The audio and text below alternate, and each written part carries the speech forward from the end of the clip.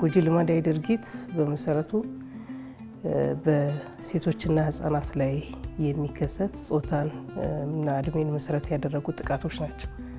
በሁሉም ባህል በሚባል ደረጃ አብዛኛው ግርዛትን አስፈላጊ ነው ብሎ የሚያምነው ስነ ምግባርን የሚያሳምረው ግርዛት ነው ብሎ ያምናል።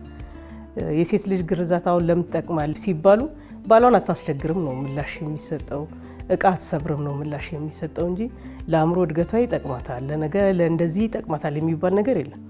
ግን እነሱ ብርጭቆ እንዳሰብር ብለው የሚያደርጉት የአካል ማጉደል ለሷ ግን የስነ ልቦናም የጤናም እስከ ህይወት ማለፍ ቀጣይ በጋብቻ ህይወቷ ላይ ጭምር መሰናከል የሚፈጠር ችግር መሆኑን ያለ መረዳት ጉዳይ ነው። ያለ እድሜ ጋብቻን የሴት ልጅ ግርዛትን ለማስቆም በእኛ ክልል በዩኤንኤፍፒ የሚደገፉ ወደ 3 የኤፍጂኤም ፕሮግራም ወረዳዎችና 4 የጂቢቢ ፕሮግራም ወረዳዎች አሉ። ይህንን ችግር ለማስቀረት መጀመሪያ የኮኦርዲኔሽን ስራውን ማጠናከር ነው። ምክንያቱም በሴቶችና ህጻናት ጉዳይ ቢሮ ብቻ የሚሰራ አይደለም። የሁሉንም ከክልል ጀምሮ እስከ ቀበሌ ድረስ ያለው የኮኦርዲኔሽን ማጠናከር ስራ ነው የሚሰራው። We are supporting Barbara May Hospital and providing capacity development training related to dictation and response to FGM. We are also providing a comprehensive response. For example, in terms of family planning and sexual reproductive training, we have been providing medical equipment supplies for Duty General Hospitals, as well as capacity development training for healthcare providers, providing care and service, compassionate care for FGM survivors.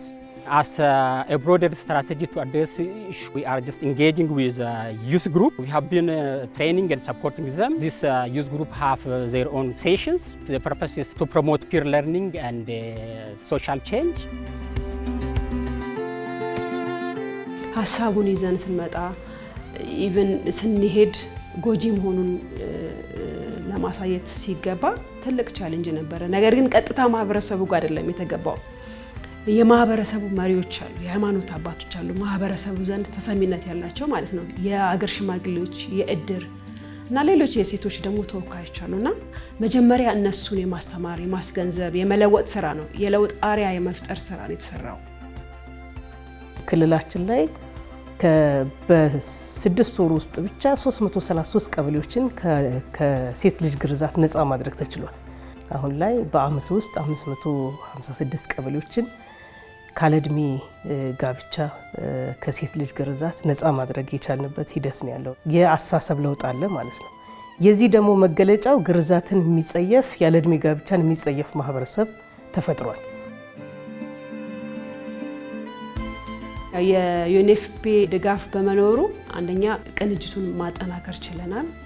ማህበረሰቡ ታች ላይ ድረስ መድረስ ችለናል። በበጀትም ቴክኒካል ድጋፎችንም በስልጠና በተለያየ መንገድ ዩኤንኤፍፒ እንግዲህ ትልቅ ገዛ የሚያደርግልን ድርጅት ነው። በሂደቱ አጠቃላይ በጎጂ ልማዳዊ ድርጊት ላይ በመንሰራው ስራ ጠንካራ ድጋፍ የሚያደርግልን፣ ጠንካራ ክትትል የሚያደርግልን፣ በአብሮነትም ውጤት ለማምጣት እየሰራን ያለ ድርጅት ነውና ለዚህም እጅግ በጣም አድርጌ አመሰግናለሁ።